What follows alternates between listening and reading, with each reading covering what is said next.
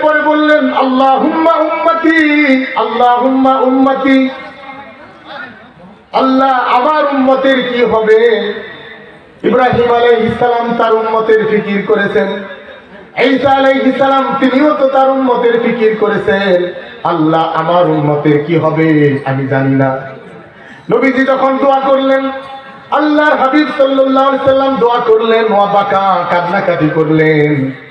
আল্লাহ পাক জিবরিল আলাইহিস সালামকে পাঠালেন, ও জিবরিল ইযহাব ইলা মুহাম্মদ, জিবরিল তুমি মুহাম্মাদের কাছে যাও, মুহাম্মাদের কাছে গিয়ে বলো ফাসালহু, তাকে জিজ্ঞাসা করো মা ইউবকিকা, ও নবী মুহাম্মদ আপনি কাঁদেন কেন? কোন জিনিস আপনাকে কাঁদায়? আপনি কি কারণে কান্না করতেছেন? আল্লাহর হাবিবকে জিজ্ঞাসা করা হলো। নবীজি বলেন আমি তো জানি না কিয়ামতের দিনে আমার উম্মতের কি হবে।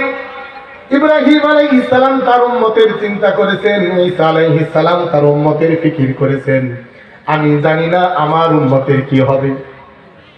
নবীজির মনের এই অবস্থা বুঝতে পারলেন আল্লাহ রাব্বুল আলামিন জিবরিলকে বললেন, জিবরিল, ও জিবরিল তুমি আমার নবীকে বলে দাও, ও নবী মুহাম্মদ, ইন্না সানুরদিকা ফি উম্মাতিকা ইয়াউমাল কিয়ামাহ ওয়ালা নাসুক, ও নবী মুহাম্মদ কিয়ামতের দিনে হাসরের মাঠে আল্লাহ রাব্বুল আলামিন, ও নবী মুহাম্মদ আপনার উম্মতকে হাসরের মাঠে আল্লাহ পাক এমন ভাবে ক্ষমা করবেন, আপনাকে আল্লাহ পাক ক্ষমা করে করে আপনার উম্মতের কারণে আল্লাহ আপনাকে সন্তুষ্ট করে দেবেন। সুবহানাল্লাহ। আগুনে জ্বলে তারপরে জান্নাতে যাবে, ওই সিদ্ধান্ত আসবে আমলের মাধ্যমে। ঈমান থাকা মানেই সে জান্নাতে যাবে, নিশ্চিত যাবেই যাবে, কোনো সন্দেহ নাই। বুখারীর এক বর্ণনায় আছে, এক সাহাবী আল্লাহর হাবিব সাল্লাল্লাহু আলাইহি ওয়াসাল্লামের কাছে, নবীজি বললেন, হযরত আবু যর রাদিয়াল্লাহু তাআলা আনহু ওই সাহাবীর নাম। আল্লাহর হাবিব বলেন কেউ যদি চুরি করে, কেউ যদি জিনা ব্যভিচার করে, গুনাহে লিপ্ত হয়, ঈমানদার, এই মানুষটা তারপরেও জান্নাতে যাবে। সুবহানাল্লাহ, সুবহানাল্লাহ, জোরে কন্না সুবহানাল্লাহ। যদি ঈমানদার হয়, সে চুরি করলেও, জিনা ব্যভিচার করলেও, গুনাহে লিপ্ত হলেও, সে যদি বিশ্বাস করে লা ইলাহা ইল্লাল্লাহ, আল্লাহ ছাড়া আর কোনো মাবুদ নাই, পরকালের জীবনে আমাকে যেতে হবে, আল্লাহর আদালতে জবাব দিতে হবে, এই বিশ্বাস যারা করবে, সে চুরি ডাকাতি বদমাশি খুন খারাপি করলেও, খাদ্যে ভেজাল দিলেও, ওজনে কম দিলেও, মিথ্যা গীবত শিকায়েত করলেও, অহংকার হিংসা বিদ্বেষ মনের মধ্যে রাখলেও, এই লোকটা জান্নাতে যাবেই যাবে, এতে কোনো সন্দেহ নাই। সুবহানাল্লাহ জোরে বলে। প্রিয় ভাইরা, এই কথা শুনে আবার কেউ চলে যায় না, কথাটা শেষ করি। এই কথা শুনেই আবার চলে গেলে পরে আবার একটু বিপদ আসতে পারে। এটা হাদিস, নবী করিম সাল্লাল্লাহু আলাইহি সাল্লাম বলতেছেন। প্রথমবার যখন বললেন, আবু যর রাদিয়াল্লাহু তাআলা আনহু বললেন, ইয়া রাসূলুল্লাহ, জিনা করেও জান্নাতে যাবে, চুরি করেও জান্নাতে যাবে? নবীজি বললেন, হ্যাঁ, ঈমানদার চুরি করলেও, ঈমানদার জিনা করলেও সে জান্নাতে যাবেই যাবে, কোনো সন্দেহ নাই। আবু যর রাদিয়াল্লাহু তাআলা আনহু বললেন, ইয়া রাসূলুল্লাহ, চুরি করেও জান্নাতে যাবে নাকি? জিনা করলেও কি জান্নাতে যাবে নাকি? ওনার বুঝেই আসতেছে না এটা। আল্লাহর হাবিব বলেন, আবু যর, ঈমানদার চুরি করলে, ঈমানদার জিনা ব্যভিচার করলেও, ঈমানদার বিভিন্ন গুনাহে লিপ্ত হলেও যদি সে শিরিক না করে, সে জান্নাতে যাবেই যাবে। যদিও আবু যরের কষ্ট হয়, তারপরেও আল্লাহ পাক তাকে জান্নাতে দেবেনই, এতে কোনো সন্দেহ নাই। সুবহানাল্লাহ। আবু যরের কষ্ট হতে পারে, তোমার মনে আঘাত লাগতে পারে যে জিনা করে আবার জান্নাতি হয় কেমনে, চুরি ডাকাতি করলে আবার জান্নাতি হয় কেমনে, তোমার বুঝে না আসুক, তোমার কষ্ট লাগলে লাগুক, তারপরেও আল্লাহ পাক তাকে মাফ করে জান্নাতে দেবেন, এতে কোনো সন্দেহ নাই। সুবহানাল্লাহ। এখন এই মাফের ধরনটা কি হবে? মাফের ধরনটা দুই ভাবে হতে পারে। প্রিয় ভাই, আমি আপনাকে উদাহরণ হিসেবে একটা কথা বলি। আমাদের সমাজের মানুষেরা বিয়ে শাদী করে, বিবাহ বন্ধনে আবদ্ধ হয়। বর যখন বিবাহ করতে যায়, বিবাহের বরের সাথে আরো কিছু বরযাত্রীও যায় কিনা বলেন? আপনারা আমার কথা কি বুঝতেছেন ভাই? সবাই বুঝতেছেন? আমি বিশ্বাস করি আমার কথা আপনারা বুঝেন, কারণ 8 বছর ধরে আপনাদেরকে আমি কথা শোনাই। সুবহানাল্লাহ। আপনাদের এই এলাকা আমার মনে হয় আমার নিজের এলাকা, কথা তো একদিন ধরে শোনাই না। 8 বছর, এই আমি আসছি 8 বছর ধরে আপনাদের এখানে আসা যাওয়া করতেছি। কত বছর হইল? দিলের এক সখ্যতা তৈরি হয়ে গেছে আমার এই জমিনের সাথে, আপনাদের সাথে। যেভাবে আমরা এইভাবে মাঝে মাঝে বছরে একবার করে হলেও একসাথে জমা হই, আল্লাহ পাক আমাদের সবাইকে যেন জান্নাতে দেখা করিয়ে দেন। সবাই বলি আমিন। জান্নাতেও যেন আমরা মিলেমিশে থাকতে পারি। সবাই বলি আমিন। বরযাত্রী বরের সাথে যায়। আচ্ছা বলেন প্রিয় ভাইরা, বর যখন বিবাহ করতে যায়, যে বাড়িতে বিয়ে করবে মেয়ে পক্ষ, এই বরযাত্রীর জন্য কি খাবার দাবারের আয়োজন করে না? জোরে বলেন করে কিনা? মেহমানদারির ব্যবস্থা করে কিনা? বর যখন ওই ছেলে এবং মেয়েটা যখন তারা কবুল, ইজাব এবং কবুলের মাধ্যমে নিজেদেরকে শরীয়ত এর গণ্ডির ভিতরে নিয়ে এসে তারা স্বামী এবং স্ত্রী হিসেবে একটা সুন্দর সুসম্পর্কে তারা জড়িত হয়, এই সম্পর্কটাকে বলা হয় বিবাহ বন্ধন। কি বলি আমরা? বলি না এটা বিবাহ বন্ধনে আবদ্ধ হয়েছে। বর যখন বিবাহ করতে যায় শ্বশুর বাড়িতে, শ্বশুর বাড়ির গেট সাজানো হয়। যদিও এগুলো আমি বোঝাবার জন্য বলছি, অনেক সময় আমরা অপচয় করে থাকি যেগুলি শরীয়ত সমর্থন করে না। তো সেখানে খাবার দাবারের ব্যবস্থা হয়, রুমগুলিকে সুন্দর করে সাজিয়ে রাখা হয়, সুন্দর লাল গালিচার সম্বর্ধনা দেওয়া হয়, বিভিন্ন ভাবে আপ্যায়নের চেষ্টা করা হয়, বরকে খুশি করবার চেষ্টা করা হয়। কি বলেন ঠিক না? যে বরের সাথে বরযাত্রী সবাই যেন খুশি হয়। বরযাত্রী যাচ্ছে, শ্বশুর বাড়ির একেবারে কাছাকাছি চলে আসছে। ওই সময়ে একটা ডাস্টবিন, পচা ড্রেনের মধ্যে এই বর পড়ে গেছে। তো বর যদি কোনো ড্রেনের মধ্যে পড়ে যায়, পচা ড্রেনের মধ্যে পড়ে গিয়ে জামা কাপড় নষ্ট হয়ে যায়, তাই বলে কি বর আর বর নাই? কথা বলেন, বর আছে নাকি জামা কাপড় নষ্ট হয়েছে বলে বর আর বরই নাই? এই জামাই কি জামাই নাই? কথা বুঝতেছেন ভাই? ময়লা বললে কি জামাই আছে না নাই? ময়লা বলতে ভিন্ন জিনিস, জামাই তো ঠিকই আছে। কি বলেন, আছে না ভাই?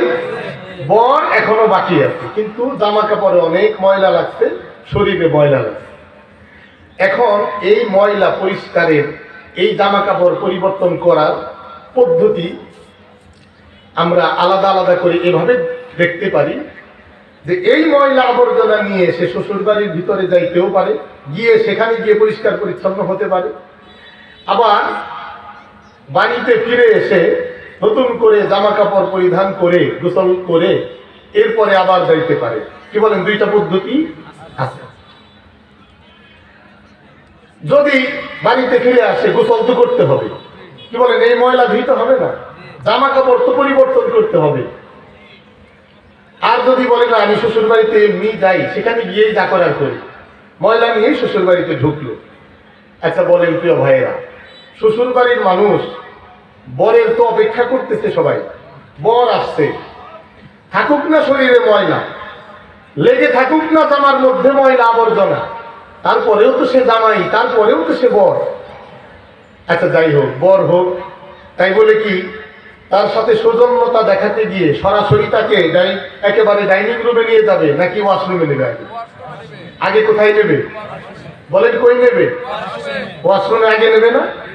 আগে নেবে ওয়াশরুমে নিয়ে, ঠান্ডা যতই থাকুক, প্রচন্ড শীত, তারপরেও বলে যে শীত পরে বাবা তুমি আগে জামা কাপড় এগুলো খোলো, গোসল করো, তারপরে তোমাকে নতুন করে সব মেহমানদারি তো তোমার জন্যই, এই গোটা আপ্যায়ন তোমার জন্য, তুমি টেনশন করো না, আপাতত গোসল করো, ঠান্ডা যতই হোক তাড়াতাড়ি করে গোসলটা করো, কাপড় চোপড় পরিবর্তন করো।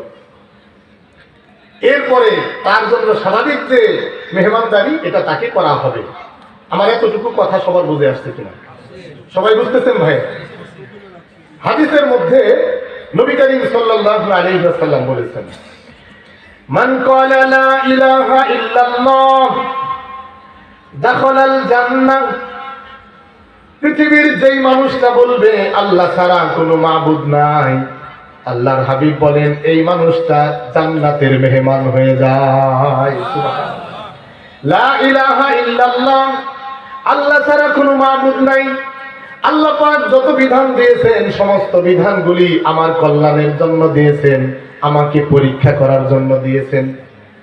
এই বিশ্বাস যারা করবে, আল্লাহর হাবিব বলেন এই বিশ্বাস যারা করবে তারা নিশ্চিত জান্নাতি হবে, জান্নাতের মেহমান হবে, এতে কোনো সন্দেহ নাই। সুবহানাল্লাহ। আরেক হাদিসের মধ্যে নবীজি বলেন, মান কানা আখিরু কালামি লা ইলাহা ইল্লাল্লাহ দাখালাল জান্নাহ।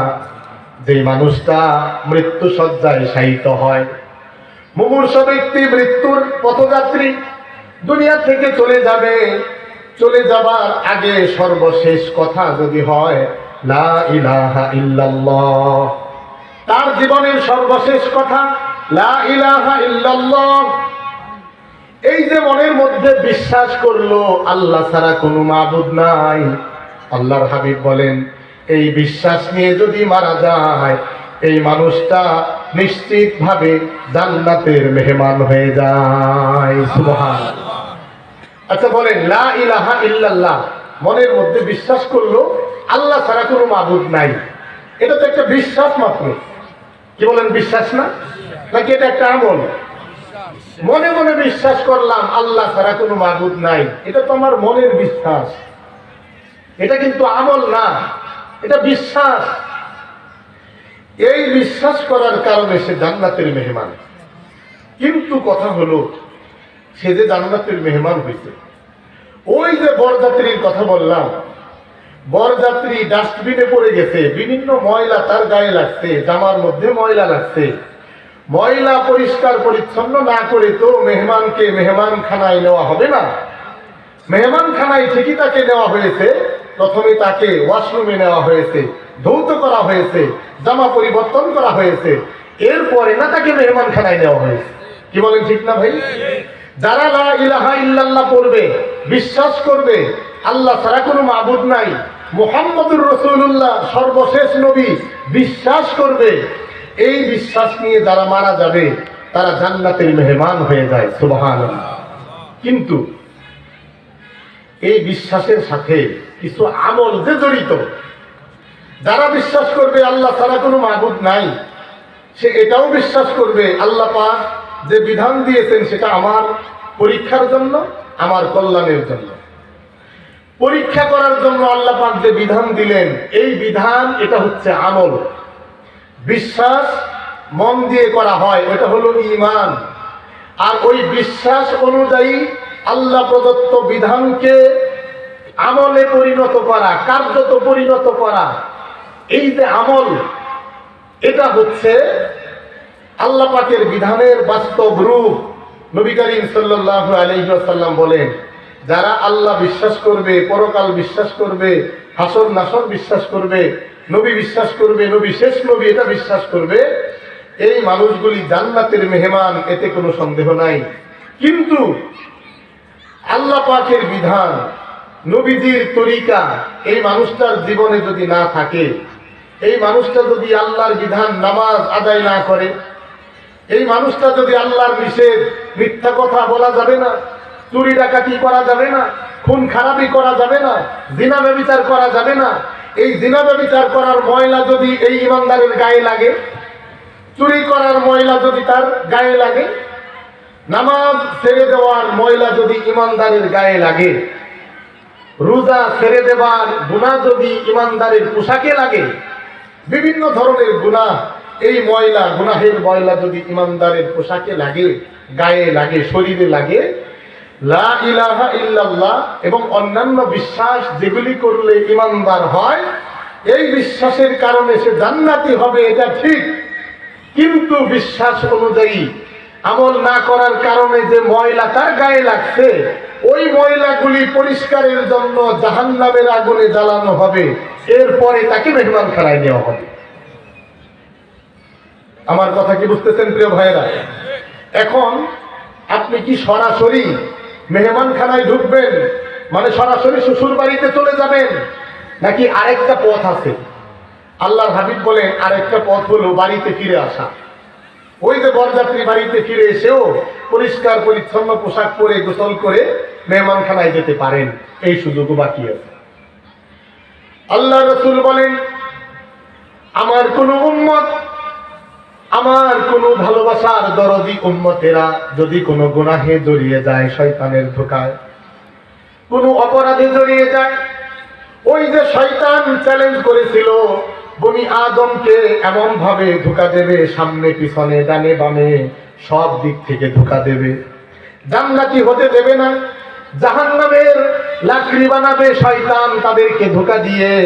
আল্লাহর হাবিব বলেন, আমার কোন উম্মত যদি গুনাহে লিপ্ত হয়, এরপরে আল্লাহর কাছে মাপ চায়, চোখের পানি ছেড়ে দেয়, আল্লাহর হাবিব বলেন এক ফোঁটা চোখের পানি তার জাহান্নামের আগুনকে নিভাইয়া দেবে। সুবহানাল্লাহ। এক ফোঁটা চোখের পানি যদি তার চোখ থেকে বেয়ে যায়, আল্লাহর হাবিব বলেন এই চোখের পানির মাধ্যমে তার শরীরের সমস্ত গুনাহের ময়লা দূর হয়ে যাবে। সুবহানাল্লাহ। চোখের পানির মাধ্যমে গুনাহগুলিকে যদি দূর করা যায়, তাহলে জাহান্নামের আগুন দিয়ে দূর করা এটা তো বেশি বিপজ্জনক, বেশি ভয়ঙ্কর। যারা বুদ্ধিমান তারা চোখের পানি দিয়েই নিজের গুনাহ ধৌত করে নেয়। সুবহানাল্লাহ। প্রিয় ভাইয়েরা, আমরা কি বুদ্ধিমান না বোকা? সবাই বলেন, বুদ্ধিমান হতে চাই না বোকা? যদি বুদ্ধিমান হতে চাই, আল্লাহর হাবিব বলেছেন, নবীজি আলাইহিস সালাম বলেছেন, আল কাইয়িসু মান দানা নাফসাহু ওয়া আমিলা লিমা বাদাল মাউত ওয়াল আজিজু মান আতবা'a নাফসাহু হাওয়াহা ওয়া তামান্না আলাল্লাহ। আল্লাহর নবী বলেন, যারা বুদ্ধিমান, যারা জ্ঞান সম্পন্ন মানুষ, তারা পরকালে যাবার আগেই, দুনিয়ার জীবনে থাকতেই তারা তাদের নিজেদের আমলকে সংশোধন করে নেয়, মৃত্যুর আগে পরিপূর্ণ সামানপত্র গুছিয়ে নেয়। ভুল ত্রুটি যদি জীবনে কিছু হয়ে যায়, চোখের পানি দিয়ে গুনাহগুলিকে তারা ধৌত করে নেয়। সুবহানাল্লাহ। এটা হচ্ছে বুদ্ধিমান, তাদের এই দুনিয়ার জীবনের পথ চলা। আর যারা বোকা, তারা গুনাহ করতেই থাকে। ঈমানদার কিন্তু বোকা ঈমানদার, বলে জান্নাতে তো যাবই, কালেমা যেহেতু পড়ছি, আল্লাহ বিশ্বাস করছি, পরকাল বিশ্বাস করি, নবী বিশ্বাস করি, জান্নাতে তো যাবই। কিন্তু জান্নাতে যাব ঠিক, মেহমান তো আমি ঠিক, কিন্তু গুনাহের ময়লা নিয়ে যদি যাই, তওবা করে চোখের পানি দিয়ে গুনাহের ময়লা যদি দূর না করি, তাহলে কিন্তু জাহান্নামের আগুন দিয়ে আমাকে জ্বালিয়ে আমার শরীরের ময়লা আবর্জনা দূর করা হবে। প্রিয় ভাইয়ের, আপনারা বলেন, এই দুনিয়ার জীবনে গুনাহগুলিকে দূর করা বেশি সহজ, নাকি জাহান্নামের আগুন দিয়ে জ্বলে তারপরে যাব ওটা বেশি সহজ? কোনটা বেশি সহজ বলেন? দুনিয়ার জীবনে চোখের পানি দিয়ে গুনাহ দূর করা এটা বেশি সহজ নয় কি? এজন্য সবাই রাজি আছি তো ভাই ইনশাআল্লাহ? ভুল ত্রুটি যদি হয়ে যায়, গুনাহ তো করেই মানুষেরা, অপরাধ তো হয়েই যায়। নবীজি বলেন, ভুল ত্রুটি হয়েছে তাতে কি সমস্যা? হয়েছে, ভুল করছো, হয়ে গেছে, শয়তান তো চ্যালেঞ্জ করছে, শয়তানের তো যোগ্যতা বেশি, শয়তানের তো ধোঁকা দেবার প্রক্রিয়া বিভিন্ন ভাবে জানা আছে। তোমার তো জ্ঞান কম, বুদ্ধি কম, তোমার তো অভিজ্ঞতা কম, তারপরেও ভয় পেও না রে আমার উম্মতেরা, ও আমার উম্মতেরা ভয় পেও না। যদি অপরাধ হয়ে যায়, আল্লাহর কাছে মাপ চাও, আমার উম্মতেরা শুনে রাখো, আল্লাহ পাক তোমাদের গুনাহ মাফ করে দেবেন। সুবহানাল্লাহ। আল্লাহর হাবিব বলেন, আত-তাইবু মিনাজ যামবি কামান লা যামবা লাহু। নবীজি বলেন, যে লোকটা গুনাহ থেকে মাপ চায়, গুনাহ হয়ে গেলে আল্লাহর কাছে তওবা করে, আল্লাহ ভুল হয়েছে, গুনাহ করে ফেলেছি শয়তানের ধোঁকায়, আল্লাহ আমাকে মাফ করে দাও। আল্লাহর নবী বলেন, গুনাহ থেকে কোনো উম্মত যদি মাপ চায়, আল্লাহ রাসূল বলেন তার গুনাহকে এমন ভাবে আল্লাহ পাক মাফ করে দেন যে কেমন যেন এই মানুষটা গুনাহ করেই নাই। সুবহানাল্লাহ। গুনাহ করছে, কিন্তু যখন এই মানুষটা আল্লাহর কাছে মাফ চায়, নবীজি বলেন গুনাহ করছে, চুরি করছে ঠিক, জিনা ব্যভিচার করেছে এটাও ঠিক, আসলেও সে বিভিন্ন গুনাহ করেছে, কিন্তু আল্লাহর কাছে মাফ চেয়েছে, ভুল আর করবে না। আল্লাহ অনেক ভুল করে ফেলেছে, আমি সামনের জীবনে যে কয়দিন তুমি বাঁচায় রাখবা আর করবো না। নবীজি বলেন সে যদি চুরি ডাকাতি বদমাশি খুন খারাপি করেও আল্লাহর কাছে মাফ চায় আর করবে না বলে প্রতিশ্রুতি দেয়, ওর জীবনের পিছনের সব গুনাহ মাফ করে আল্লাহ পাক তাকে নিষ্পাপ করে দেবেন। সুবহানাল্লাহ, সুবহানাল্লাহ। কি দরদি নবী, কি কি পরিমাণ দরদ থাকলে নবী এই কথা আমাদেরকে বলে দিয়েছেন। সুবহানাল্লাহ, সুবহানাল্লাহ। আদম আলাইহিস সালামের ভয় যে আমার সন্তানেরা যখন আসবে দুনিয়াতে তাদের কাছে বলবে কে, অপরাধ যদি হয়ে যায় অপরাধ থেকে বাঁচবে কেমন করে, জান্নাতে কিভাবে যাবে। আল্লাহ পাক বলেছিলেন আদম ভয় পেও না, আমার পক্ষ থেকে হেদায়েত যাবে, নবী যাবে, রাসূল যাবে, কিতাব যাবে। এগুলি যাবার পরে যারা এই কিতাবের অনুসরণ করবে, যারা কোরআনের অনুসরণ করবে, সর্বশেষে যারা নবী মুহাম্মদুর রাসূলুল্লাহ সাল্লাল্লাহু আলাইহি ওয়াসাল্লামের অনুসরণ করবে, ও আদম তুমি ভয় পেও না, তোমার ওই সব সন্তানদেরকে আমি জান্নাতে তোমার সাথে দেখা করাইয়া দেব। সুবহানাল্লাহ, সুবহানাল্লাহ। দেখেন নবীজি আমাদেরকে আসলে কত ভালোবাসেন। এক হাদিসের মধ্যে আসছে, মুসলিম শরীফের হাদিস, মুসলিম শরীফের 202 নম্বর হাদিসের বর্ণনা। আল্লাহর হাবিব সাল্লাল্লাহু আলাইহি ওয়াসাল্লাম বলেছেন, একবার তিনি কোরআনুল কারীমের আয়াত তেলাওয়াত করতেছেন, 13 পারায় আসছে 19 নম্বর পৃষ্ঠার শুরুতে। আল্লাহ পাক বলেছেন, এই আয়াতটা নবীজি তেলাওয়াত করতেছিলেন, রব্বি ইন্নাহুন্না আযলালনা কাসীরাম মিনান নাস ফামান তাবিআনি। আল্লাহ পাক বলেছেন, আল্লাহর নবী আয়াতটা তেলাওয়াত করলেন যে ইব্রাহিম আলাইহিস সালাম তার উম্মতের ব্যাপারে আল্লাহর কাছে বললেন, আল্লাহ আমার উম্মতেরা এরা তো মূর্তির পূজা করে, প্রতিমা পূজা করে, ও আল্লাহ এরা প্রতিমা পূজা করে, আল্লাহ আমার যে সমস্ত উম্মতেরা আমার অনুসরণ করবে, মূর্তির পূজা করবে না, এই সমস্ত উম্মতেরা তারা যেন আমার সাথে জান্নাতে যায়। দোয়া করলেন তারা যেন আমার সাথেই থাকে। আল্লাহর হাবিব সাল্লাল্লাহু আলাইহি ওয়াসাল্লাম আয়াতটা তেলাওয়াত করলেন, এরপরে আরেকটা আয়াত তেলাওয়াত করলেন। হযরতে ঈসা আলাইহিস সালাম এই আয়াতটা তার উম্মতের জন্য আল্লাহর কাছে দোয়া করেছিলেন। কি দোয়া করছেন? ইন তুআযিবহুম ফাইন্নাহুম ইবাদুক ওয়া ইন তাগফির লাহুম ফাইন্নাকা আনতাল আজিজুল হাকীম। আল্লাহ আমার যে সমস্ত উম্মতেরা গুনাহে লিপ্ত, ও আল্লাহ আপনি যদি তাদেরকে শাস্তি দেন আপনার অধিকার আছে, আপনি শাস্তি দিতে পারেন, আর যদি আপনি ক্ষমা করে দেন আপনি তো ক্ষমাশীল। আল্লাহ আমি চাই আমার উম্মতদেরকে আপনি ক্ষমা করে দেন।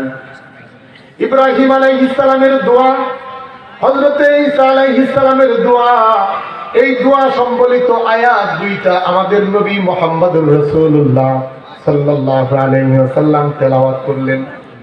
তেলাওয়াত করার পরে আল্লাহর কাছে হাত উত্তোলন করলেন, ফায়ারফাউ ইয়াদাইহি, হাত উঠালেন, এরপরে বললেন আল্লাহুম্মা উম্মতি, আল্লাহুম্মা উম্মতি। আল্লাহ আমার উম্মতের কি হবে? ইব্রাহিম আলাইহিস সালাম তার উম্মতের ফিকির করেছেন, ঈসা আলাইহিস সালাম তিনিও তো তার উম্মতের ফিকির করেছেন।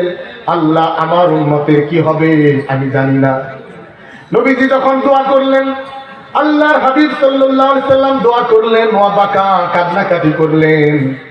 আল্লাহ পাক জিবরিল আলাইহিস সালামকে পাঠালেন, ও জিবরিল ইযহাব ইলা মুহাম্মদ, জিবরিল তুমি মুহাম্মাদের কাছে যাও, মুহাম্মাদের কাছে গিয়ে বলো ফাসালহু, তাকে জিজ্ঞাসা করো, মা ইউবকিকা, ও নবী মুহাম্মদ আপনি কাঁদেন কেন, কোন জিনিস আপনাকে কাঁদায়, আপনি কি কারণে কান্না করতেছেন।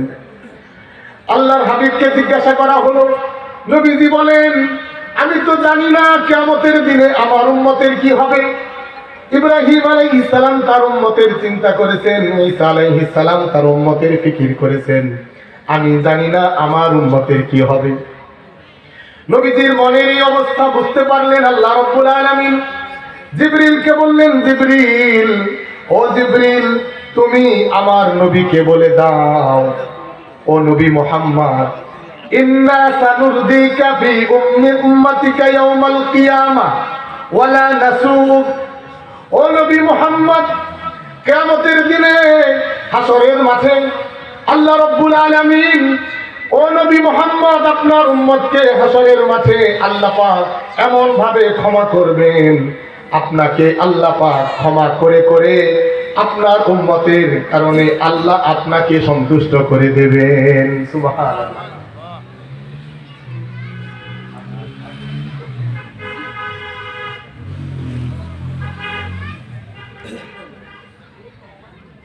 প্রিয় ভাইরা, নবী করিম সাল্লাল্লাহু আলাইহি ওয়াসাল্লাম হাত তুলে দোয়া করলেন, কান্নাকাটি করলেন। আমি কথা শেষ করে দিচ্ছি, কেউ আসলে একটু তারা একটু শুনো, কোরআন হাদিস একটু শোনা দরকার আছে, কি বলেন ভাই? যারা চেয়ারম্যান মেম্বার হন, চেয়ারম্যান সাহেব কোথায়? মাশাআল্লাহ মাশাআল্লাহ, চেয়ারম্যান সাহেব আসছেন, ওনাদেরও কোরআন সুন্নাহ শোনা দরকার আছে, কি বলেন, ঠিক না? কারণ ওনারা হচ্ছেন সমাজের নেতা, সমাজের নেতৃত্ব ওনারা দেন। কোরআন হাদিসের জ্ঞান থাকলে নেতৃত্ব দেওয়া বেশি সহজ হবে, কি বলেন, ঠিক না? এই জন্য আমরা এই সমস্ত চেয়ারম্যান মেম্বার বা আরো উপরের লেভেলে যারা আছে তাদের জন্য আমরা দোয়া করি যে আল্লাহ পাক যেন তাদেরকে কোরআন এবং সুন্নাহর মাধ্যমে সঠিকভাবে ন্যায় এবং ইনসাফের সাথে তারা যেন তাদের পরিষদকে চালাতে পারে, কি বলেন? দোয়া করবো না আমরা সবাই? সবাই দোয়া করবো তো ভাই, ইনশাআল্লাহ। কারণ এই চেয়ারম্যান মেম্বার এরা যদি ভালো হয়, চেয়ারম্যান আরো উপরের লেভেলের যারা আছে তারা যদি ভালো হয়, আমি আপনাদেরকে একটা হাদিস শোনাই। চেয়ারম্যান সাহেব কোথায় আছেন? স্যার, আমি একটা হাদিস আপনাদেরকে লক্ষ্য করে শোনাচ্ছি। হাদিসটা বুখারীতে আছে, নবীজি বলেছেন, 7 শ্রেণীর মানুষকে আল্লাহ পাক আরশের ছায়ার নিচে স্থান দেবেন। সুবহানাল্লাহ বলেন। কয় শ্রেণীর মানুষকে? 7 শ্রেণীর মানুষকে। সাবআতুন ইউযিল্লুহুমুল্লাহ ফি যিল্লিহি ইয়াওমা লা যিল্লা ইল্লা যিল্লু। 7 শ্রেণীর মানুষকে আল্লাহ পাক আরশের ছায়ার নিচে স্থান দেবেন, যেই দিন আরশের ছায়া ছাড়া আর কোনো ছায়াই থাকবে না। সুবহানাল্লাহ। 7 শ্রেণীর মানুষ। 1 নাম্বার আল ইমামুল আদিল, ন্যায় বিচারক, শাসন কর্তা যারা, ন্যায় বিচারক মেম্বার, ন্যায় বিচারক চেয়ারম্যান, ন্যায় বিচারক ওসি ডিসি এসপি এমপি মন্ত্রী, ন্যায় বিচারক প্রধানমন্ত্রী, এরা যদি ন্যায় বিচারক হন, আল্লাহর হাবিব বলেন ইমানদার হয়ে থাকলে ন্যায় বিচার করলে আল্লাহ পাক আরশের ছায়ার নিচে তাদেরকে স্থান দেবেন। সুবহানাল্লাহ। জোরে বলেন না সুবহানাল্লাহ? আরো জোরে বলেন।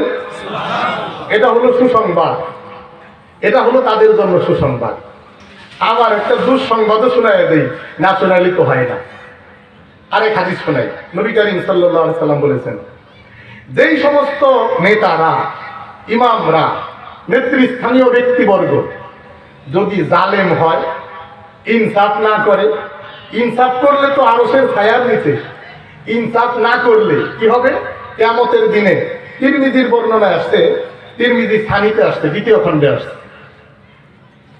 যদি ইনসাফ না করে নেতারা, হাসরের মাঠে তাদেরকে উঠানো হবে সদ্য ভূমিষ্ঠ বকরির বাচ্চার মতো করে। নাউযুবিল্লাহ বলেন। নবীজি বলেন, সদ্য ভূমিষ্ঠ বকরির বাচ্চা যেমন উঠে দাঁড়াবার ক্ষমতা রাখে না, হেলে দুলে চলে, পড়ে যাবার উপক্রম হয়, ঠিক যেই সমস্ত নেতারা, যেই সমস্ত দায়িত্বশীলরা দায়িত্বে অবহেলা করবে, ইনসাফ করবে না, হাসরের মাঠে তাদেরকে উঠানো হবে সদ্য ভূমিষ্ঠ বকরির বাচ্চার মতো করে। নাউযুবিল্লাহ বলেন। এরপরে আল্লাহ পাক বলবেন হাসরের মাঠে, তোমাকে আমি ক্ষমতা দিয়েছিলাম, তোমাকে টাকা পয়সা দিয়েছিলাম, তোমাকে আমি যাকাত তোমার উপর ওয়াজিব হয় ওই পরিমাণ সম্পদ দিয়েছিলাম, তিরমিজির বর্ণনায় আসছে, কিন্তু তুমি তোমার ক্ষমতার অপব্যবহার করেছিলে, সম্পদ সঠিকভাবে ব্যয় করো নাই, যাকাত দাও নাই। তুমি কি করেছিলে বলো। ওই মানুষটা বলবে, আল্লাহ আমি সবকিছু পিছনে রেখে এসেছি, জমা করে রেখে এসেছি এবং আরো বাড়িয়ে রেখে এসেছি। আল্লাহ পাক বলবেন, শুনতে চাই না। তিরমিজির তর্জমা করতেছি আমি। আল্লাহ পাক বলবেন, শুনতে চাই না, তুমি আমাকে বলো মা তাকদ্দামা, কি আগে পাঠিয়েছো সেটা বলো। পিছনে কি রেখে এসছো শোনার দরকার নাই, কি পাঠিয়েছো সেটা বলো। বলতে পারবে না, মাথা নিচু করবে। কোরআন শরীফে আসছে, ওয়ালাউ তারা ইযিজ যালিমুন মাওকুফুন। আরেক আয়াত আসছে, ওয়ালাউ তারা ইযিজ যালিমুনা ফি গামারাতিল মাউতি ওয়াল মালাইকাতু বাসিতু আইদিহিম। এই সমস্ত জালেমদেরকে, নেতা জালেম, তাদেরকে বলা হবে নিজেদের দাম নিজেরা বের করে দাও। নাউজুবিল্লাহ। মৃত্যুর সময় ফেরেশতা আসবে, যারা ভালো নেককার ইনসাফগার, তাদের কাছে ফেরেশতা এসে সালাম দেবে, আসসালামু আলাইকুম। সুবহানাল্লাহ জোরে বলেন তো, আরো জোরে বলেন সুবহানাল্লাহ। যদি ভালো মানুষ হয়, নেককার মানুষ হয়, তাকে এসে সালাম দেবে মৃত্যুর সময়, আসসালামু আলাইকুম। এটা কোরআনে আসছে 14 পারার 9 পৃষ্ঠায়। তাতাওয়াফাহুমুল মালাইকা তাইয়িবিন ইয়াকুলুন আসসালামু আলাইকুম, ইয়াকুলুন সালামুন আলাইকুম। তুমি ভালো মানুষ ছিলা, নেককার মানুষ ছিলা, ইনসাফ করছো, আসসালামু আলাইকুম, তোমার উপর শান্তি বর্ষণ হোক। সুবহানাল্লাহ বলেন। তুমি পাজি ছিলা, ইনসাফ করো নাই, জালেম ছিলা, তোমার নিজের আত্মা নিজে বের করে দাও। নাউজুবিল্লাহ বলেন। পৃথিবীর কোনো মানুষ নিজের আত্মা নিজে বের করতে পারবে বলেন? মানুষ তো বাঁচতে চায়, বাংলাদেশের চিকিৎসা না হলে বিদেশে যায়, আমাকে বাঁচতে হবে। এই মানুষটাকে যদি বলা হয় তোমার আত্মা তুমি বের করে দাও, পারবে নাকি দিতে? পারবে না। এজন্য আমাদের চেয়ারম্যান সাহেব উপস্থিত হয়েছেন, আরো যে সমস্ত নেতৃস্থানীয় ব্যক্তিবর্গ এখানে আছেন, প্রিয় ভাইরা, আমরা উলামায়ে কেরাম আপনাদের হিতাকাঙ্ক্ষী। আমাদেরকে আপনাদের বিপক্ষে দাঁড় করাবেন না। অনেক সময় উলামায়ে কেরামকে বিপক্ষে দাঁড় করানো হয়, মনে করা হয় এরা আমাদের বিপক্ষে। আরে ভাই, বিপক্ষে কেমন হইলাম? আমি তো আপনার কল্যাণ চাই, আমি তো আপনার মঙ্গল চাই, এই জন্যই তো কথাগুলি আমরা বলি। আমরা যদি না বলি এগুলো, আপনি তো বড় নেতা হইছেন, বড় সরকার হইছেন, যদি আমাদের কথা না শুনেন, কোরআন হাদিসের কথা না শুনেন, যদি না মানেন, আপনি তো আরশের ছায়া পাবেন না, আপনি তো জাহান্নামের আগুনে জ্বলবেন। এই জন্য প্রিয় ভাইয়েরা, সর্বশেষ কথা, নবীজি হাত তুললেন, হাত তুলে বললেন, আল্লাহ ইব্রাহিম আলাইহিস সালাম উম্মতের ফিকির করছেন, আল্লাহ ঈসা আলাইহিস সালাম উম্মতের ফিকির করছেন, আমার উম্মতের কি হবে হাসরের মাঠে আমি তো জানি না।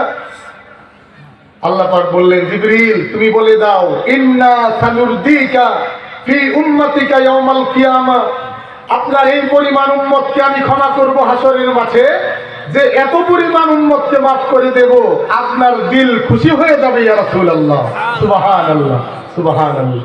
শেষ কথা, শেষ হাদিস শুরুতে বলেছিলাম, নবী করিম সাল্লাল্লাহু আলাইহি ওয়াসাল্লাম বলেছেন, আমি সর্বশেষ নবী। নবী বলেন, আমি সর্বশেষ নবী, আমার পরে নবী নাই, আমি সর্বোত্তম নবী, আমার উম্মত সবচাইতে সেরা, আমার উম্মত সবচাইতে উত্তম। নবী বলেন, সব নবীরাই একটা করে দোয়া করতেন, আল্লাহ পাক দোয়া কবুল করতেন, নির্দিষ্ট দোয়া করলেই কবুল হবে। আমাকেও আল্লাহ পাক বলছিলেন, মুহাম্মদ আপনি দোয়া করেন, আপনি দোয়া করেন। নবী বলেন, লিকুল্লি নাবিয়্যিন দাওয়াতুন মুস্তাজাবা, সব নবীরা দোয়া করে শেষ করছেন। ওয়া ইন্নী ইখতাবাতু দাওয়াতি